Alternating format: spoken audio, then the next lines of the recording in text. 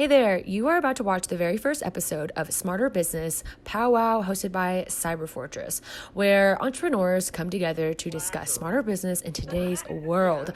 We streamed live from Zoom to our Facebook group, the Ecommerce Wizards.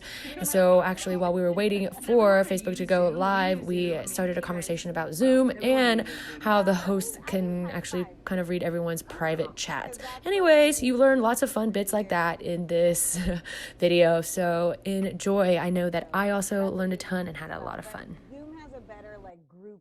Wow, speaking of Zoom, we are streaming live from Zoom onto our Facebook community called the Ecommerce Wizards, and this is our very, very, very first ever Ecommerce Wizards Smarter Business Powwow, where we come together with entrepreneurs from all walks of life, hear their stories, and to learn from your experiences.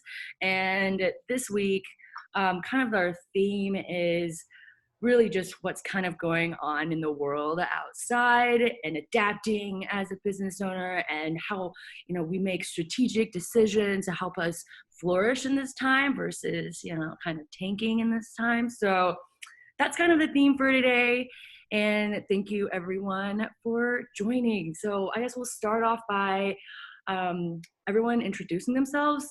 So I'm gonna call out Hugh Edwards first. Who are you? What are you doing? And what's something exciting that's been going on? Hi, I'm Hugh Edwards. I'm the CEO and co-founder of CyberFortress. So we are a new startup offering insurance for e-commerce companies when their websites go down. And it's kind of a pretty exciting day for us today. Today, we actually went live with our policy in the crazy world of insurance. The idea of, we often talk as entrepreneurs or startups as MVP, minimum viable product. Like, what's the least you can do to get a product out there to test? Unfortunately, insurance, that's a full-fledged, regulated, licensed, supported by global reinsurers insurance product. So it's taken us 2 years to get to an MVP, which is brutal. Would not recommend this for other entrepreneurs. But we did it, and we're here today. Out of your garage and putting it on eBay in an afternoon. Exactly. A lot of people start with e-commerce. Yeah. E-commerce is a lot easier to get to do that one. So anyway, excited to be here today. Looking forward to hear what everyone else has to say and to share any learnings that we have come across along the way. Yes. All right, Bret, you're next. Bret, Piatt, CEO of Jungle Disk. We're a cybersecurity software company. We sell exclusively to our customers over the internet. We don't have a physical store. We sell to businesses all over the world, run into all sorts of interesting merchant credit card processing challenges as you're trying to accept cards and track them from everywhere. Luckily, our product's software, so I don't have to deal with shipping stuff all over the place. But that one gets entertaining as well, I'm sure, for the other folks out there, like Beth trying to deliver T-shirts or tennis balls. Yes. Speaking of Beth, you're our next. Hello, I'm Beth Watts, and I am actually the go-to-market lead. I have two roles. I am the go-to-market lead at CyberFortress, so I am celebrating as well. Go to the website. Yes. And then I also am a co-owner with my husband of the brand Winwell Tennis. It's a local tennis shop in San Antonio, and we string rackets, we sell apparel and tennis equipment online. So yeah, so that's what we do. Awesome. And then I'm going like this. We've got Ginger. Hi, I'm Ginger Diaz, and I own Feliz Modern, which is 2 brick and mortar stores and an online store. And I'm going to be one of CyberFortress's first clients. One of them, not Bret, but Bret beat it. Yeah. What does Feliz Modern sell? So we sell a mix of local art and international products as well, gifts, edited, creative gifts, cards, and decor. Cool, love it. Magaly, if you have a loved one's birthday coming up, or you need to say thank you to someone, or basically anything where you need to go to Feliz Modern. Thank you. Like, guys out there, if you want to impress your loved one, go to Feliz Modern. They do the little gift box, which they can mix and match things in there. And then they have really quirky cards as well. Also, for folks like me, you know, who have family back in the UK, you get all these super cute and quirky, like Texas or American themed stuff that my sister back in Wales loves. Yes. Yes. Well, Thanks for the plug. I love it for going over to dinner parties these days, like where a lot of times you would bring a bottle of wine, but more and more folks not drinking. So picking up and spending 20 or 30 bucks on something from Feliz Modern instead to bring to the host of the party always works out well. Thank you. wow, you got a lot of fans, Ginger. No, Yeah, and thanks, actually, guys. I always buy them for my retreats, like my company retreats, like always Yeah. a gift for somebody. So that's a good idea too for businesses. Yes, totally. I'll PayPal y'all later. Thank you. Venmo, I prefer Venmo. Venmo, I mean, yeah, I need to Yes. get with the times. Yeah. Yes. Well, last but not least, we've got Magaly. So my name is Magaly Chocana, and I own a digital marketing agency, but just recently opened started with kind of like a nonprofit idea selling t-shirts and masks, which then led to now a new company called Safewell, and it's mysafewell.com, and it's sort of like COVID birthed business. And so that's what we're doing. So it's online sales basically then at that point. Awesome. Thank you guys so much for the intros.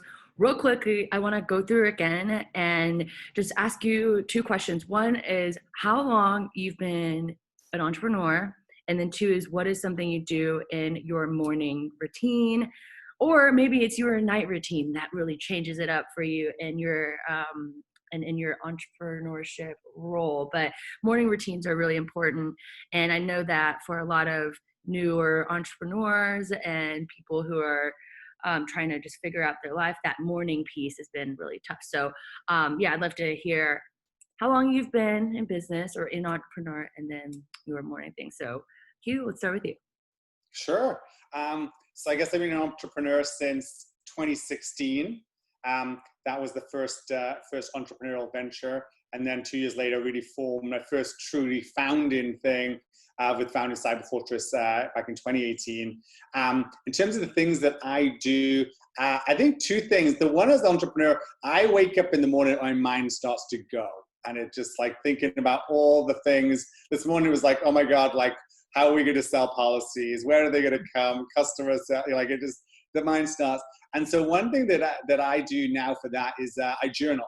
I do morning pages. It's like a sort of 3 long pages of longhand stream of consciousness. And that works well for me. And for me, which actually I hadn't realized this, ties into the e-commerce wizards theme here. It's a little bit for me like if you remember calling Harry Potter, Dumbledore has like the pensive, where he takes the wand and puts it to his brain and takes out the thoughts and puts it in the bowl to free up space. That's what journaling is like for me in the morning. So that gets all the crap out of my head.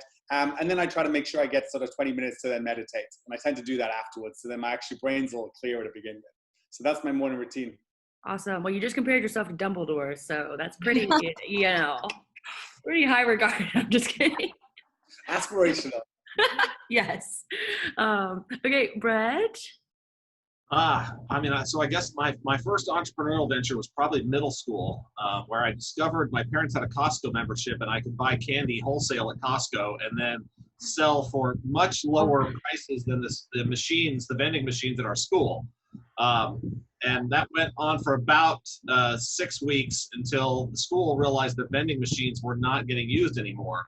No way. The market had undercut them, so they shut down. They said I wasn't allowed to sell candy any longer. Like, this seems unfair. You guys Those have bastards. Yeah, I know. This is the beauty of the internet these days, though, is you can set up a site and just start selling. Exactly. Yeah. So my morning routine is, and especially I think during this COVID time, where an entrepreneur, you could end up working all the time because your office is your house, is your everything, and it can get real easy for stuff just to blur out.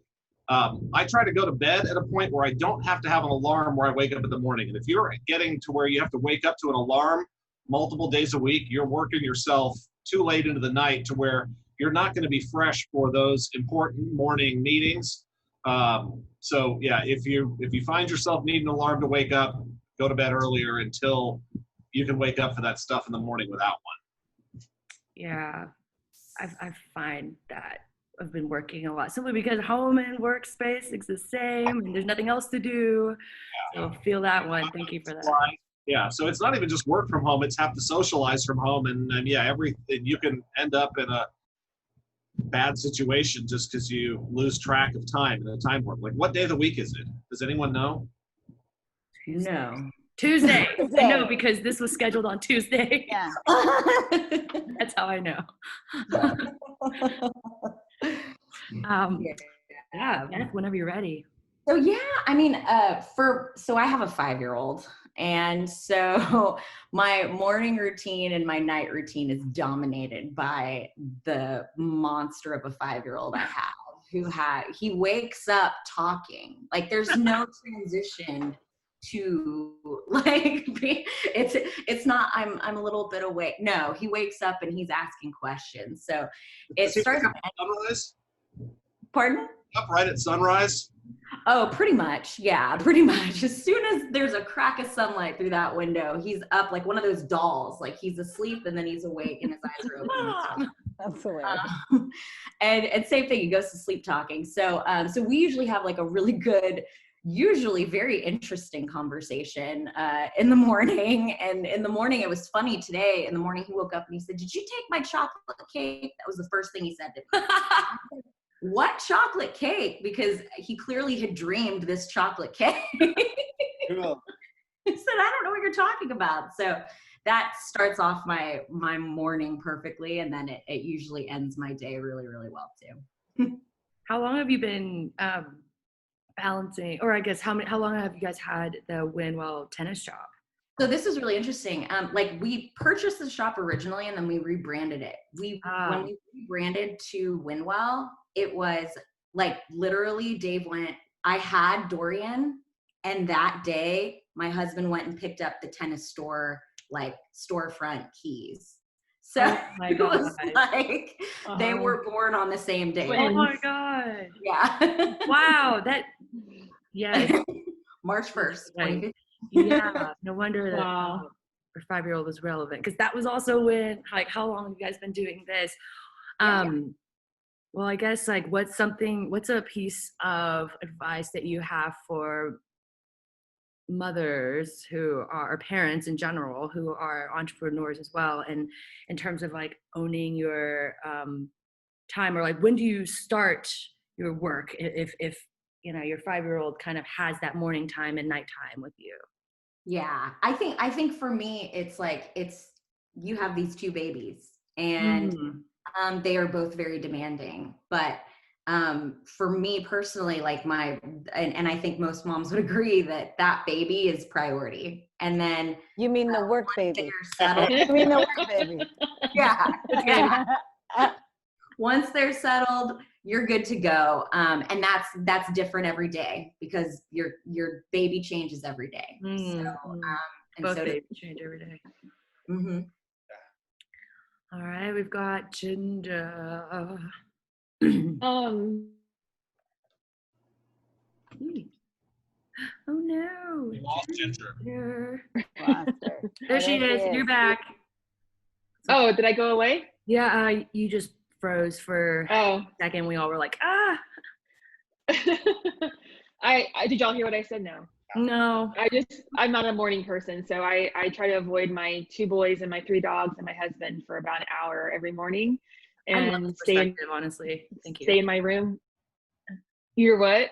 I love this perspective that you're like, you know what, I'm not a morning person, so I'm just not, and I'm a grouch, and I just need time to like let my brain wake up, and they tend to leave me alone and do they're 10 and 16, so or 11 and 16, so it's a little easier than a 5-year-old. But I remember those days, and they still talk constantly, and but yeah, I just try to get my thoughts together and try to figure out what's my priorities for the day. What am I working from home, meaning like, can I just put on my yoga pants, or am I going to the store?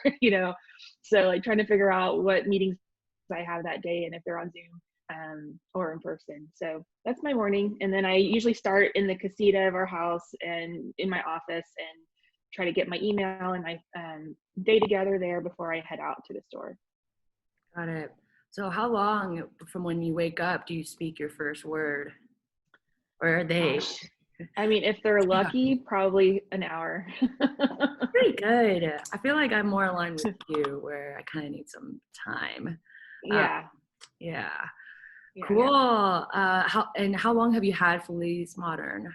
So we are about to celebrate our 3rd year in business, but I actually, like Bret, started in high school. I think he said middle school, but I started teaching piano lessons in high school because my piano teacher had a waiting list, and I'd been with her for a long time. So she gave me like the babies to start with. So I started doing that in my home when I was in high school.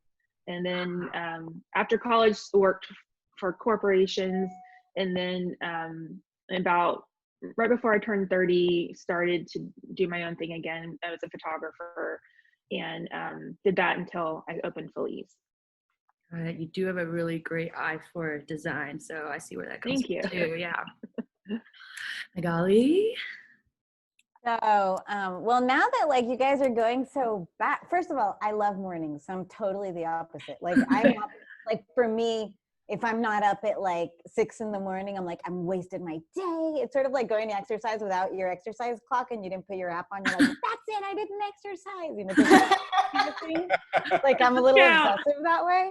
So I love mornings and I'm a super morning person. So anybody that like travels with me that doesn't like to wake up in the mornings, it's like a really bad thing. But so my morning routine is I get up at 5:30 usually most mornings, and I go to exercise, and I exercise every morning, and then I come back home, I make my coffee, and I walk my dog, who's the love of my life, and his name is Paco. And so we walk every morning after my exercise, and then well, Magaly, tell him he follows her even if she's running. He just follows her without a leash, and imagine this little tiny dachshund. In my neighborhood for 15 years, okay, and I got Paco maybe 3 months ago. I know my entire neighborhood in 3 months. Like I didn't know anybody before. Now, like I know everybody. Like it's amazing. Popular. I know. It's all Paco. Like, how's Paco doing? The other day, actually, I just got like a message from somebody from the city, and we were like going back and forth on like a project, and they're like, by the way, how's Paco? And I'm like, Oh my gosh. Needs an Instagram. Right. Well, he's like taking over mine, clearly. But yeah, I actually started also like thinking back, like the first time I did something on my own, which was terribly irresponsible. I was like 17 and it was the summer, and we always had a pool growing up. And so I was like, oh, you know, and I lived in Spain, I lived in Madrid, which summer camps were not a thing, but I went to an American school, so I knew about summer camps. And I was like, what a great idea. I should have like kids come to my house and I should have a summer camp. Oh my gosh. No. But here's the thing. Now thinking back, we were 3 friends. One did cooking, one did art, one did sports. Okay. I did cooking, my friend did art, and the other one did the sports with the swimming. We had 12 kids, 12. When I think, and no, but not only that, I was also the bus driver. So I would go pick up the kids and drop them off at home. And I think of how I'm like, what mother in their right mind would drop off their children at my home? But anyway, we made a killing. And that was like great, because then I traveled all summer long. That was the first thing. The second thing I did was then I became a musician when I was like 21, when I moved to the States. And I was a musician for like 3 years. So that was sort of my whole like, you know, entrepreneurial thing. And then I worked for companies for a long time. And then 12 years ago, I started Sweb. And it was actually right before I quit my job in July of 2008. And then the economy tanked in September. Wow. Yeah. So I like starting businesses in complicated times.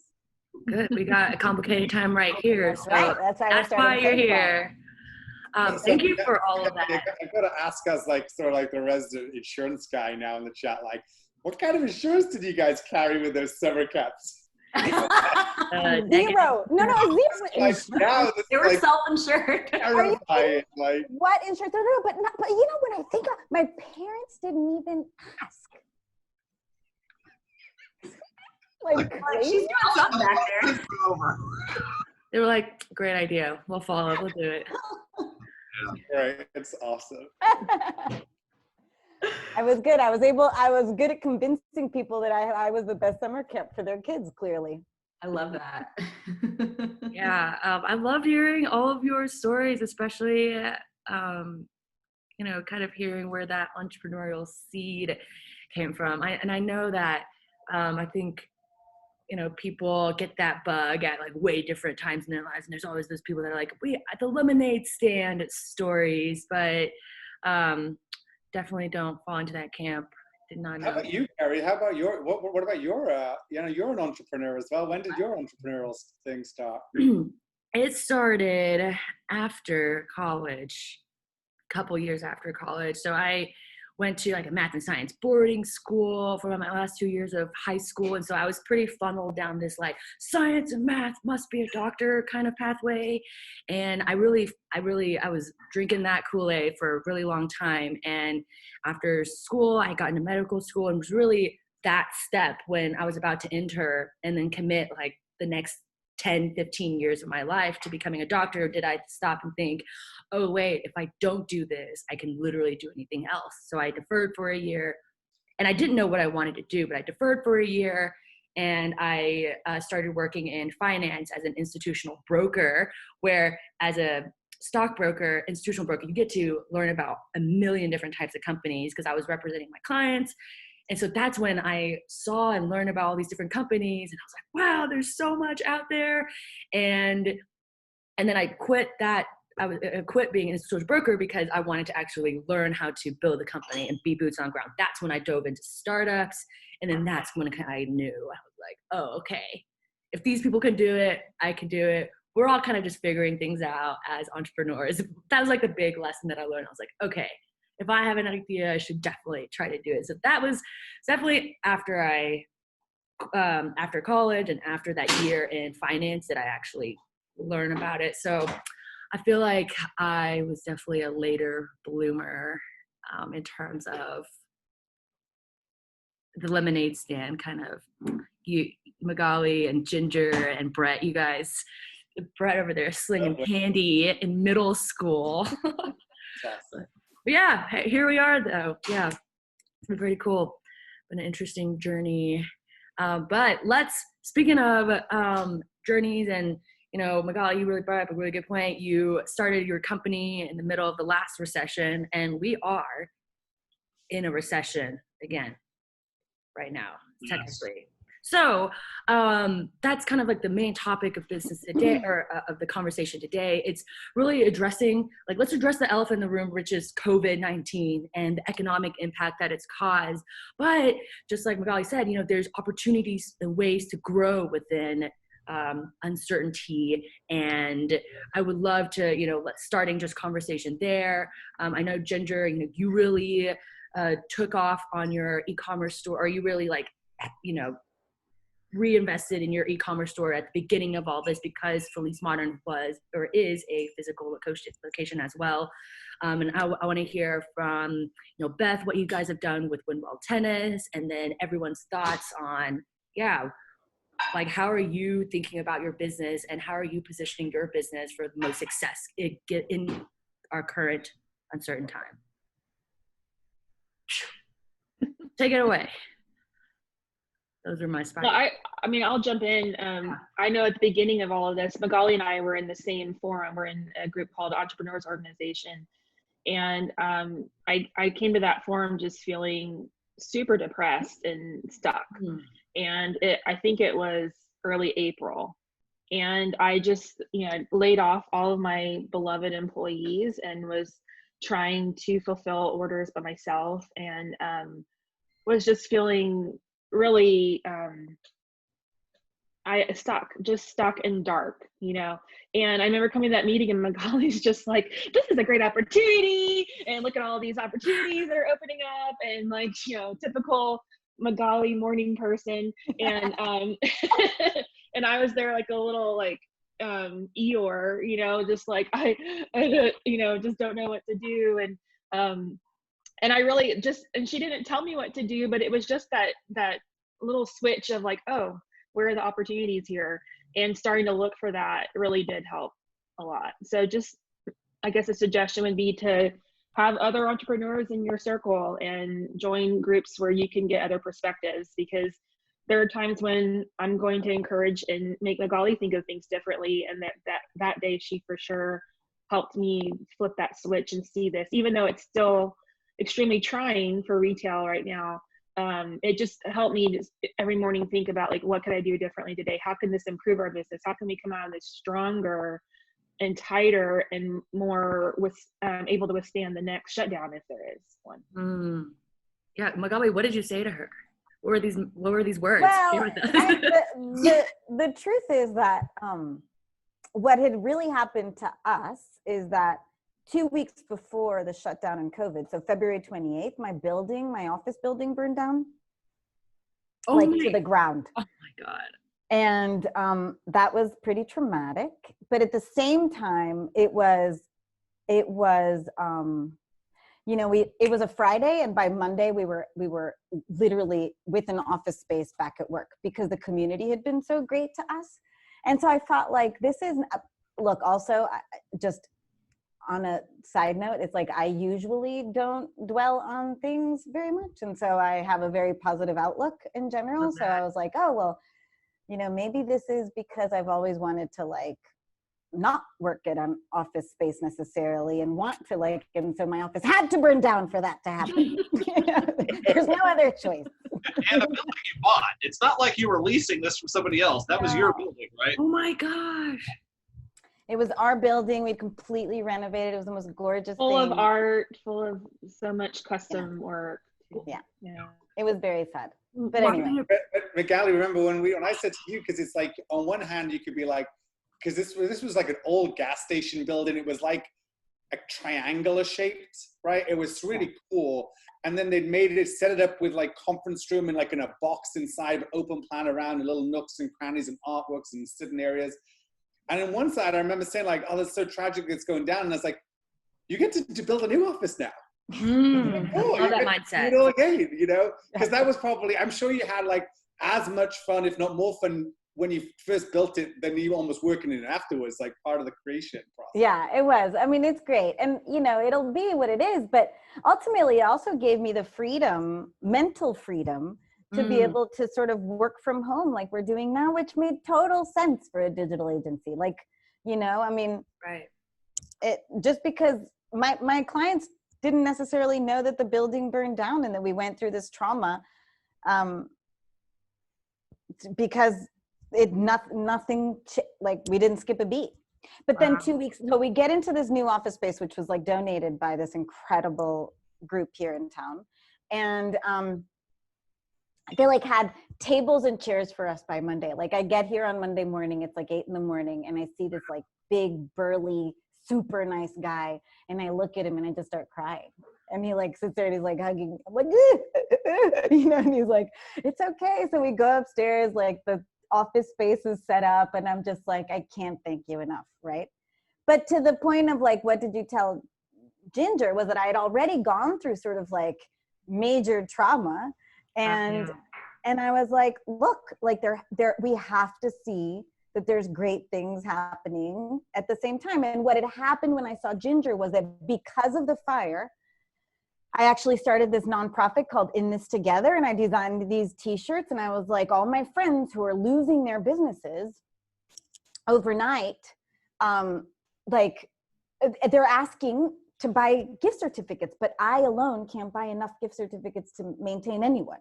And then people are also wondering how to best help. So then like literally on Friday morning, I woke up and I'm like, oh, I'm going to design t-shirts. And so I had my creative director design the t-shirt, and we made stickers, and I created a website on Propose with 5, which I'm very proud of, because Good. although I do run a digital agency, I don't do those things. And we started selling. I like put it on Facebook, and 8 weeks later, $135,000, and we donated 100% of the proceeds back to businesses. And then those gift cards, we actually donated to nonprofits and first responders. So that is what I was in the midst of when I was telling Ginger, and I was like, Ginger, like, we have to think differently. And from that, then Safewell started, which I think is going to be another big hit. Wow, that was a lot, but that was really what an amazing story, just about mindset shift and, you know, choosing to see the opportunities. While you're chatting though with Safewell, you said you're selling masks and just other things that are related to keeping sanitation services. Got it. Okay. That's great. Wow. Smart. Also, Magaly needs to get sprayed. You call yeah. But she also gave us a flow chart for like if your employee gets sick, and what are the steps for like what would lead to an actual shutdown of your business? And what is the thought process in how you can keep the business going if some of your employees are out for a while, and also, you know, how to prevent them from even getting sick. Beth, so you guys have always had a little bit of e-commerce with Winwell, but I remember, I guess it's a couple of years ago now, where your store got broken into, all of your inventory got stolen, and then after that, you guys went a bigger push into e-commerce after that, right? We did. We had to really pivot after. It was last April. It's like April is never like in the last 2 years has been like the worst month ever for Winwell. Because it was like last year in April we got broken into, everything stolen. And that was another scenario where the San Antonio community kind of came in and rallied around us, really supported us. And despite not having much to sell them, bought everything remaining, and really helped us get back on our feet, along with insurance, which is why insurance is really important. Yeah, the shit happens. Okay. Quick plug for insurance. Buildings burn down. Stores get robbed, apparently. Yeah. So that was a really tough hardship, and forced us to really think, because, you know, we always knew that brick and mortar was kind of, was on a slow decline. And even without getting broken into, our brick and mortar, just getting people into the shop has always been pretty difficult. And then having to put, products that people can go online and go to a discount store to find, go onto Amazon to try to find. We were feeling like really, I mean, it was like one thing after the other that we were trying to get around. And I think, number one, the community helped us with that. And then number two, just like the community just supporting monetarily, of course, as customers. But I think like mentors in the community, other entrepreneurs, reaching out to them. And my husband comes from a family of entrepreneurs, but then they have friends who are entrepreneurs. We have great support. We know people like Hugh and Bret. And now we know Magaly, and we know Ginger. And so it's like knowing that we're not the only ones handling this and dealing with this ever. And that all in this together movement is one of those things that helps us feel just like we can do it. Like you said, Carrie, we can do it. We're not the only ones doing it. So there's like some mental support there that comes with some of those resources, and then just joining these groups like this that are really, really, really valuable to us. Wow, thank you so much for sharing. And I just have one quick question about what you just said. Was in a world where, you know, there is the Amazon and those discount stores, how are you guys pivoting or positioning Winwell differently to stand out as, you know, someone local in San Antonio and beyond? Yeah. So for us, it's my sweet husband. So the whole reason we got into the tennis industry is he is a tennis professional, and he's well known in the tennis community. And Amazon doesn't have a Dave Watts. Amazon doesn't have that special expertise and that exceptional understanding of the technical areas of tennis that are going to help you excel at your game. So it was really pivoting and giving Dave a platform. We hit YouTube hard and giving him a platform to get his voice heard so people trust him and continue to trust him and then go into the store to see him. Yeah, I love that. Finding your special sauce. Before a house party, I'm going to go to Feliz Modern because it's already curated, it's designed, it's done. Like, I'm not sifting through 80 million products of crap. Like, I don't know if it's got lead paint on it. If I buy it from Ginger, I know it doesn't have lead paint on it. Or it's got a sign that says, don't put food in this on it. But at Amazon, who knows what you're getting, frankly. Yeah. Exactly. I think as well, like, you know, in terms of the, you know, what do we see, you know, learning and experiences from COVID, and in one sense, we've been disconnected from people, and we have an absence of some of the physical connection. And as human beings, we're looking for connection other ways. And I'm seeing it more and more with things like, to Bret's point there, which is like, if I'm going to give someone a gift now, I want to connect through that gift. And through that, you know, so I want to, and so in that, I want to connect with the thing that I'm purchasing. And like, I love Amazon just like the next person in terms of the ease of a lot of things. But if it's something I really want to care about, I want to find it. So I want to go to Twig bookstore, you know, here and choose and go in there and choose the book that speaks to me. Because that's the problem, you know, often, you know, and this is a big thing we can talk more about in the group over time, is like, how do you let people explore your product or your range of stuff? Because the store experience, you can sort of walk in and what catches your eye, what speaks.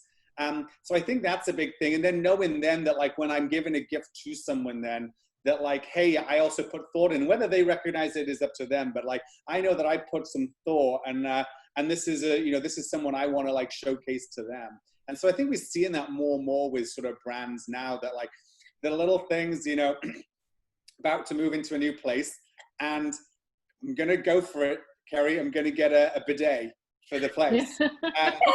I'm gonna go and I'm gonna get it from Hello Tushy, because like that brand, like I know about that, and so Carrie like knows them well. Has done a bunch of work with them. They have a great community on Facebook as well. A little cookie, so be warned before you rush into the community. Like, there's going to be a lot of toilet humor and toilet conversation and gut conversation. But anyway, the point is like, that is a brand. I'm like, oh, you know, I'm not going to go and search and try to find the cheapest bidet on Amazon attachment. Yeah. I'm just like, this company spoke to me. I want to get it. Like I've been procrastinating. I need to get some of these like Blu-ray glasses, like not Blu-ray, blue light blocker glasses, because I'm spending so much time here. And there's a dozen brands, but one of them I stumbled across upon called Felix Gray really spoke to me in a lot of their social content. And so it's like, there's that connection. And so I think that's almost the opportunity to come out of COVID, where we're in such a thirst for connection to a brand, that's where the opportunity for smaller brands, more unique niche brands, I think really has to fill that. Agree. And we also add that like the local aspect of things. It's like, are you local? Like I'll go, I want to support you. And so you just love that. You want to really help the people around you. And the final thing on that one, which is interesting, and like, I'm curious, Ginger, because, you know, you have, you know, you closed the stores, you then reopened with appointments and then under different things. But you're still selling online and people can do curbside pickup. So, you know, where are you seeing? Are you still seeing a lot of people buy online but do curbside? Is that like a big component? Or it's interesting. We're about a third in every direction right now. It's pretty equal. So a third online, and that includes curbside, and then a third that are coming into the almost location, our original location, and a third that are going to our second location. Over the week, it seems to be breaking down pretty evenly like that. But to your point about the switching to online and how do you have that experience online that you have in store, that is one of the reasons why we never really put a lot of energy into our website before COVID, because we value the in-store experience so much, and the way we curate the shelf and the store and how it's laid out and how it's visually laid out. We just thought, how could we ever do that on a website? It's just too cold, you know, like there's no way for us to have the Feliz experience on a computer. And then when we had no option, we had to try to figure out how do we bring that flavor or that curatorial part of it to the website. And because we have about 4,000 products, so it's not like we can make it really limited, you know. So the way we're trying to do it is through our social media. And have the social media be the story, and then just link to the page that they could find the items on.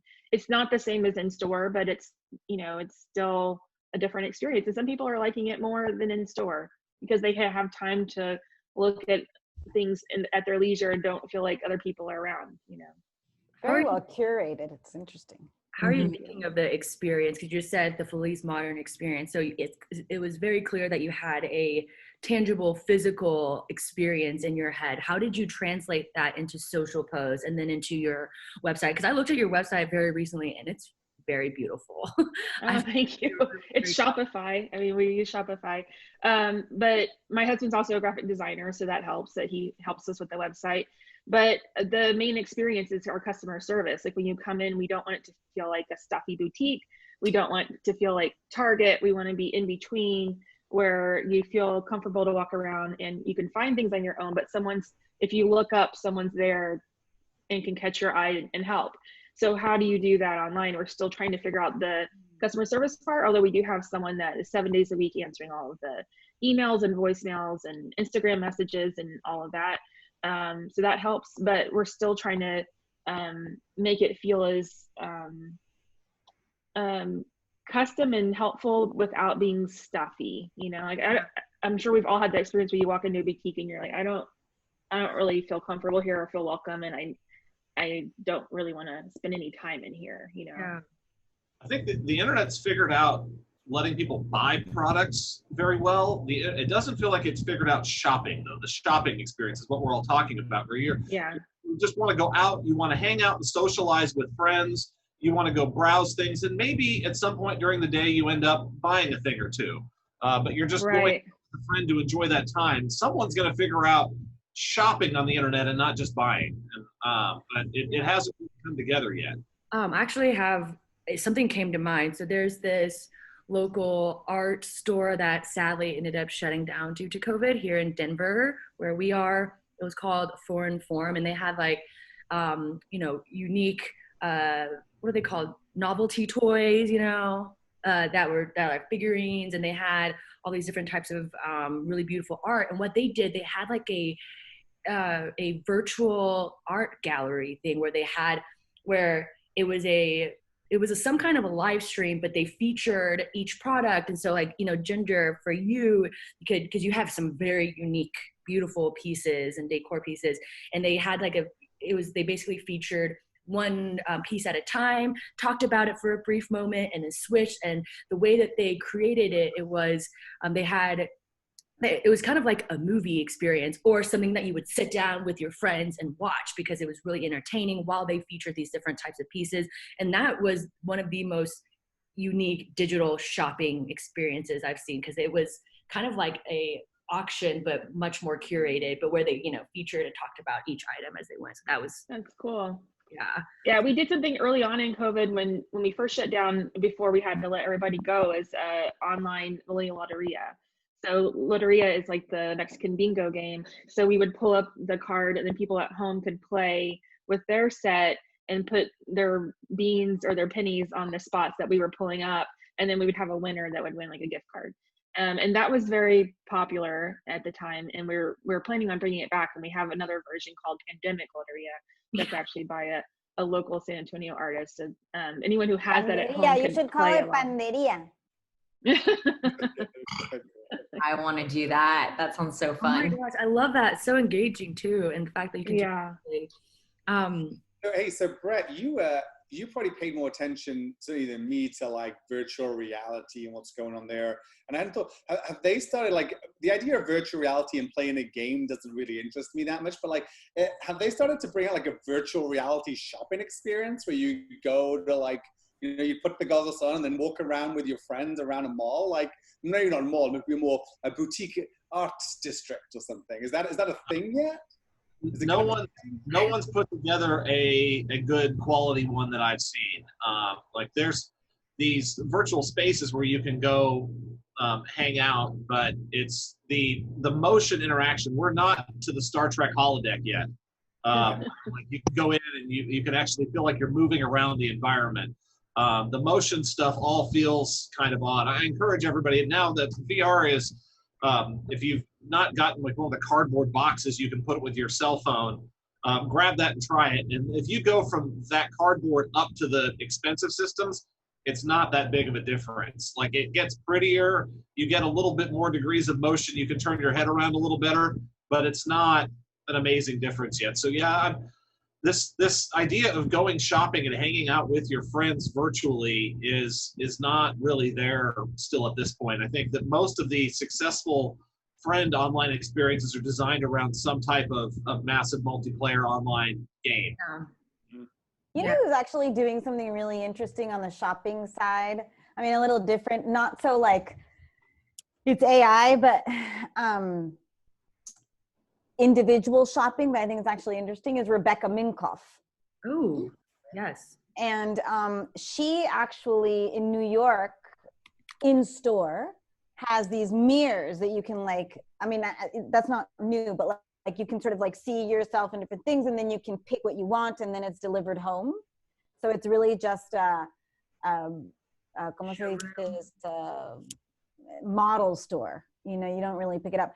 That number one, but then what she's really doing, which is super duper cool, which I think is going to be the next thing on sustainability, because that's what everybody's getting pinged on in the clothes industry, is that she has the technology to be able to say, like, I want that dress in red in this size. So they develop one, take a picture, and they say, I want this, and they produce almost immediately, because of the technology that they have in their that one dress, and so they don't have to make like 10,000 extra smalls to distribute in all the different stores. Which is great. Yeah. So very differently, as I know it's not the shopping experience, but I think that that's in sustainability and clothing, and sort of maybe where we're going to for the waste side of things as we're shopping online much more now. Maybe, yeah, I think just like thinking it differently, because, you know, technology, I feel like, especially in shopping experiences, we haven't fully utilized all of the technology that is available to us. And only, you know, since the pandemic have people really started connecting online, when Zoom has been a thing forever. You know, so many people were just introduced to connecting online via this type of platform within the last few months. And so I think it's just, you know, us seeing like what's out there. And maybe, you know, Hugh and Bret can better answer this, but like, I don't like, what else is there in this technology hemisphere that we can utilize for our online businesses? Because I almost see like Apple developing like a virtual Apple Store experience, like in VR. I don't know why they haven't yet, but I feel like they would be the ones to, you know, kind of take that leap and do something like that. But for you guys, are there any trends that you're seeing, any opportunities? Where do you guys learn about these types of things, so our audience can also kind of get plugged in? Take it away. Yeah, well, I mean, I see on the shopping side of stuff, Shopify is becoming almost a virtual mall. So you can build your Shopify store. You can then put stuff up through a search platform there, to where people can discover your store through Shopify, just like they would if they went to a mall and you opened up. And a lot of that casual traffic, like a store like Feliz Modern opens up in a shopping mall. People don't know they were going to buy something from Ginger when they get there, but when they walk by the store, all of a sudden they see it. So it's this alternative discoverability out of the search engines. I think people are going to want to start to have that type of experience online. I don't know, how you get to where somebody should be doing this, but tying Zoom and whatnot, because if you had 2 or 3 of us on, we could go shopping together. Like, there could be a way where we're all screen sharing and driving an experience through the virtual store setup together. Multiple profiles, like I could decide to buy something and it's already got my payment information stored in, so I can just add stuff to my cart. Magaly could add stuff to her cart. And even imagine if you were like connected that with the Rent the Runway. So Rent the Runway is a place in which like you just try things on with your friends in Zoom, and then you can go and actually buy the thing. Because I don't like renting and then sort of leaving. It's like, oh, that looked really good. Like, I want to keep it now. And then I'm like bummed that I have to return it. That's a good idea, Bret. You have your next business in your hands. Yeah. I focus on selling software and technology to other businesses. So Someone please go launch them because I'd happy to be your customer. Have y'all heard of Deer Duck? Yeah. So Deer Duck is a company that we use that kind of does what Bret's talking about, but not live. So they'll send out a quiz. They build a quiz for your company, and it's like, do you for us, is it polka dot, serape? Like, what are the patterns you like? What are your interests? Is it sloth, unicorns, rainbows, pride, whatever?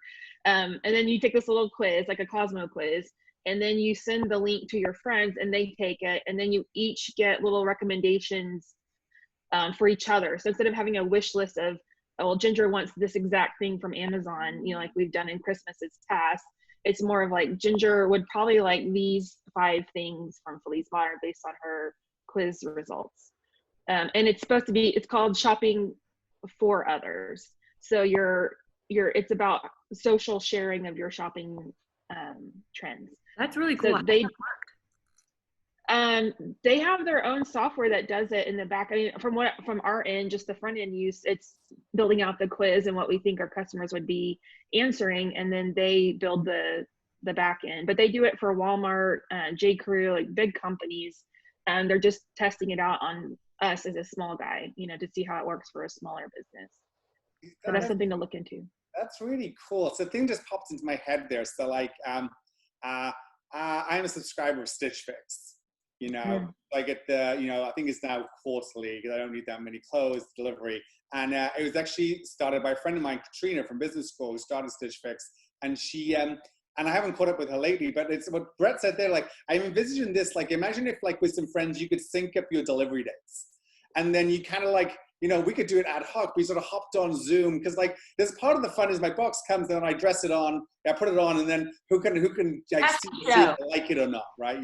But it's because I don't like to go and buy shops and go into dressing rooms and stores. It's just like so I actually like it when it shows up at home. But then it's a very solo activity, and it's usually I get it. I don't open it for a couple of days, and then open it and look at it. Then I don't try and be on for like a week or two. And also, who's looking at your backside too, and how things work. Exactly. That's what I'm always caring about. Exactly. I just like this. I like this idea of the virtual. The other thing that pops into my head is like how Twitch. So Bret knows this because a lot of his employees are all gamers. Because we're small. And so I think on one of their TVs in the office they used to have like Twitch live streaming some like martial arts game or something, whatever, with people. And then what I've seen during COVID is that sort of Twitch sort of be repurposed. So DJs are now on Twitch. People are doing like meditation sessions on Twitch because there's this, it's almost like a platform set up for this like watching interaction crowd. So I wonder if there's like, with Bret things there, maybe Twitch is we'll see more things evolve on Twitch. So maybe like I kind of like this joint shopping experience because it's like, hey, should we all go to the store together? Like, like on that Saturday, and like we're on a screen and we sort of follow through a few different e-commerce stores like in unison and see what we like and sort of make that more of a collaborative experience. That's cool. I like it. It is cool. Shout out Ellis Dream for his exactly. on Twitch. Okay, so we're gonna start wrapping up here, but one thing I want to cover right now is how you guys go about making some of these tough decisions that you sometimes have to make during uncertain times, whether that's layoffs or cutting funding to a specific area that isn't serving right now. But I guess that's the last part is as entrepreneurs, we do have to make a lot of sometimes quick and tough decisions. And I'll let you guys take it away on if there's any best advice or how you go about making these decisions, because I think that's what a lot of people are struggling with right now is like, how do we survive and thrive and save money all at the same time and make money? Oh, so much. I mean, on the tough decision stuff, I always try to make it as transparent as possible and make it as early as you can so that you have the ability to offer some severance or take care of people in a way. Because, we see a lot in the tech world, this is doesn't happen during recession per se, but VC-backed startups run out of money all the time. And you'll see some of them that handle it real well, and they will be thoughtful for the employees and take care of them with severance and things. You've seen a bunch of letters from big tech companies that have had business model shifts because of COVID, have put stuff out, and some have done things very well, others have not. Other ones where they hide the bad financial news up until the fact that it's Friday and people are texting their boss. They're like, hey, I didn't see any money in my bank account today. And they're like, oh, yeah, sorry, company doesn't have money to make payroll, so you're not getting paid. So I think your employees are with you on this journey, and if you let them know ahead of time and treat them right, then they'll be willing to go on another journey with you. But if you're that person that is responsible for the fact that someone's texting on Friday, like, where's my payroll for today? They're never going to work for you again. They're never going to be part of that community and stand up, like all the things that Magaly's been able to do here during the COVID to rally around, or the support that Beth got for her store. If she burned people like that, then stuff's going to be over. Right. Hugh, what about you or anyone? Well, we try to focus on people-focused decision making, and even though my husband and I own the store and we're the final decision maker, we bring in our team to help us make a lot of decisions, and that's how we decided to close down, and how we decided on the layoff, and how we decided when we were reopening is how many people feel comfortable doing this, how many of us want to, how does this look to you in a way that you're not scared to come to work and you feel protected and safe. And as long as you involve your team, and that just leads your decision making. Also in product selection, bringing in the team is the most important part. And when I started this, I did not want to have employees. I was really scared to be a boss. Where's your chocolate cake? I ate your chocolate cake. It's like, wait, I dream about my dream. Anyways, just involving your team and getting as many people around. And then Hugh and Magaly are in the same business group that I'm in, and we all kind of feed off each other and bring our worst case scenarios to each other and try to figure out how to get out. And so just don't do it alone. And what I was saying before is just, I was scared to have a team. I thought it was scary to have employees and be responsible for other people's livelihoods. It has been the best part of my business and the part that I like the most. Love that. That's awesome. I think for me as well, there's a realization and a recognition and acknowledgement that, like, there's no perfect decision. Yeah. And there's no way to know if it's going to be exactly the right decision. And either way, everything's a set of trade-offs, which just sucks, but it is.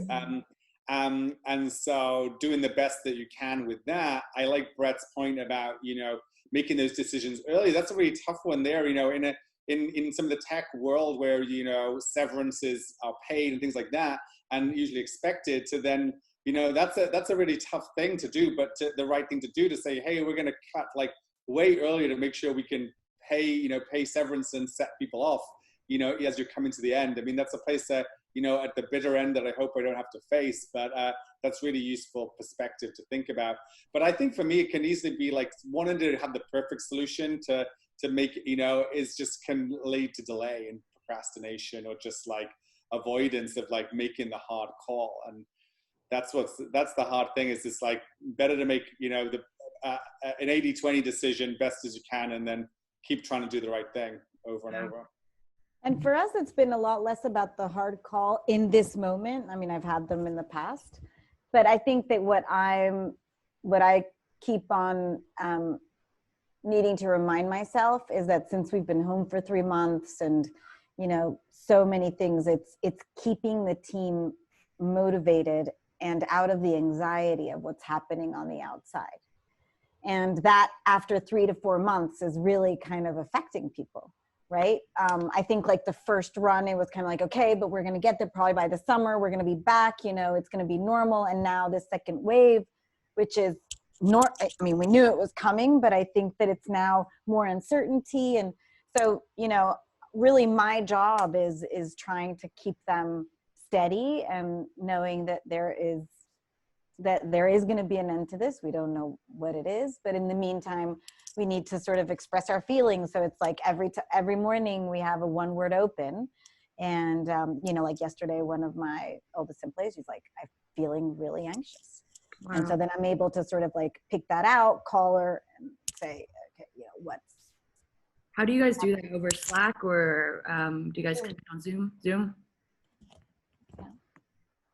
How have, I know that CyberFortress has moved to remote as well. How do you guys stay connected in the team, or even, you know, Bret too? I'm sure everyone is remote, I guess, but with people with big teams.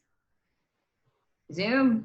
We Zoom it up, and we do Slack, telephone, smoke signal. Yeah, I think, you know, like the Zoom for team stuff, we try to have an informal one at the end of the week to sort of have without the agenda. But then realizing that, like, you know, the in-person, you know, conversations with the people you work closely with are so important. And I found even with those as well, it's like with everything getting zoomed out, sometimes the individual phone call feels almost more powerful and intimate now than it did before. And so that's almost a place where we're not on camera in the same way. And yet, you know, and so I found that can be kind of good as well. Yeah. Thank you, everyone. That kind of brings it full circle back to Zoom, because we're streaming live to Facebook on Zoom, and this is where we are going to end it. Thank you so much for this really, truly amazing conversation, everyone who joined and the time that you spent. Yeah, I know that people that are going to be watching this later are going to get so much value out of this. So thank you for contributing and sharing. I know as an entrepreneur, community is everything. And that's why we're even here in the E-commerce Wizards. This is a different type of group. We don't just, you know, help you grow at all costs. This is a group that actually helps you talk and face real problems and real things that we experience as entrepreneurs, like when shit happens and you get robbed, or, you know, your site is down. You know, we are here. Building burns down. Yeah, or you're building, oh my gosh, that was crazy. Yeah, or your building burns down. Like, we are here to help you work through not just your best times, but also some of your worst times, because it happens. All right, well, that's it for today. Thank you. So great to get to know you guys. Yeah. Everyone. Thank you, Carrie, for hosting. Great meeting all of you. Thank you, Carrie. Thank you. Goodbye, everyone. Have a great Bye. Take care.